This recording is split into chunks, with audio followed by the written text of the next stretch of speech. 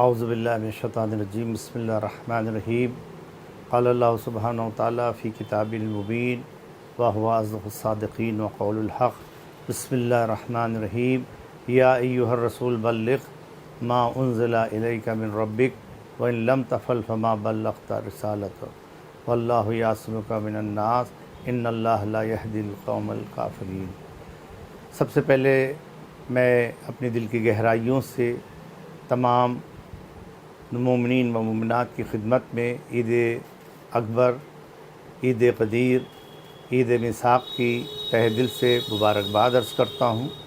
پروردگار عالم تمام مسلمین کو، تمام مومنین کو، خاص طور سے والیان امیر المومنین کو عید اکبر مبارک ہو، اور پروردگار عالم ہماری تمام عبادات کو قبول فرمائے۔ ظاہر مومنین، آپ جانتے ہیں کہ جب ہمارے اور آپ کے چھٹے امام جعفر صادق علیہ السلام سے پوچھا گیا، مولا یا عید الاضحیٰ، عید الفطر اور عید الجمعہ، اس کے علاوہ بھی کوئی عید ہے؟ تو حضرت نے ارشاد فرمایا، ہاں، ایک اس سے بڑھ کر عید ہے اور اس سے ایک عظیم عید ہے، وہ عید غدیر ہے۔ جو عید دنیا میں کم، آسمانوں میں زیادہ مشہور ہے۔ یہ وہ عید ہے کہ جو تمام انبیاء نے منائی، تمام اوصیاء نے منائی، اور یہ وہ عید ہے کہ جس کے اندر پروردگار عالم تمام اعمال کو قبول فرماتا ہے۔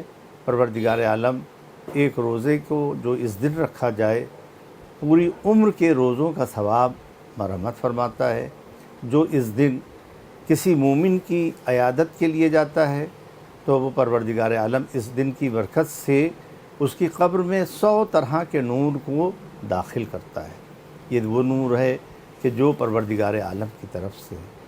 ہم اسی امید کے ساتھ پوری دنیا کو جس صورت سے رسول اسلام نے اس غدیر کے نقطے کے اوپر میدان غدیر کے اندر تمام قافلوں کو جمع کر کے جو آگے چلے گئے تھے ان کو پیچھے بلایا، جو آنے والے تھے ان کا انتظار کیا، جو ساتھ میں تھے ان کو روکے رکھا، اور اس کے بعد آپ نے اونٹوں کے کجاووں کا ممبر بنوایا، اور بنانے کے بعد آپ خود تشریف لے گئے، اور لے جانے کے بعد آپ نے ایک طویل خطبہ دیا، اور طویل خطبہ دینے کے بعد آپ نے سب سے یہی اقرار لیا، کیا میں تمہارے نفسوں پر افضل نہیں ہوں، اولیٰ نہیں ہوں؟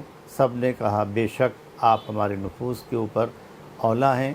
جب سب نے کہا، اقرار کر لیا، تب آپ نے ارشاد فرمایا، مولا کائنات کے ہاتھ کو اپنے ہاتھ میں لینے کے بعد بلند کیا، اتنا بلند کیا کہ آپ کی سفیدی بغل ظاہر ہونے لگی۔ تب آپ نے اعلان فرمایا، من کنت مولا فہذا علی المولا، جس کا میں مولا ہوں اس کے علی ابن مولا ہے۔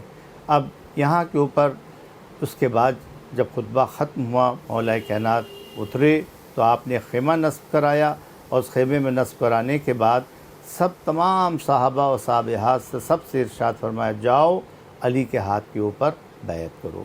ہم یہی کہیں گے کہ وہ لوگ جو کہتے ہیں کہ یہاں پر معنی مولا کے خلافت کے نہیں ہیں، سرپرستی کے نہیں ہیں، جو لوگ اس کا انکار کرتے ہیں اور یہاں دوستی کے معنی لیتے ہیں، تو ہم ان سے یہی کہنا چاہتے ہیں کہ اگر دوستی کے معنی تو اگر یہ لے رہے ہیں تو دوستی کا حکم تو پہلے ہی دے دیا گیا تھا۔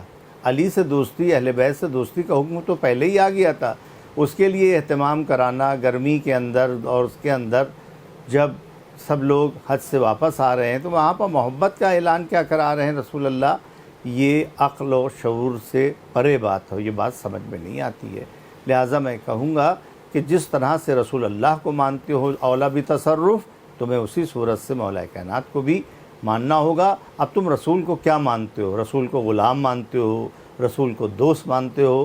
جو معنی رسول اللہ کے ہیں یہاں پر اولیٰ بتصرف کے، وہی معنی مولا کائنات کے ہیں، اولیٰ بتصرف کے ہیں۔ اگر رسول سرپرست ہیں تو علی بھی سرپرست ہیں۔ جس صورت سے رسول حجت حق ہیں، اسی صورت سے مولا کائنات بھی حجت حق ہے۔ تو یہاں کے اوپر مولا کے معنی اولیٰ بتصرف کے ہیں، جو ہمارے جان مال سب کے اوپر آپ کا تصرف ہے، اللہ کی طرف سے آپ کو حاکم بنایا گیا ہے۔ لہٰذا یہ پیغام عید غدیر کا یہ آپ کو میدان غدیر کے اندر دیا گیا، مکہ و مدینہ کے درمیان میں، اور اس کے بعد سب نے جا کر مولا کائنات کے ہاتھ کے اوپر بیعت کی اور کہا بخن بخن یا علی بن ابی طالب، مبارک ہو اے علی بن ابی طالب، اصبحتا مولایا و مولا کل مومنین، آپ تمام مومن مومنات کے مولا بنائے گئے۔ تمام صحابہ نے مبارکباد دی۔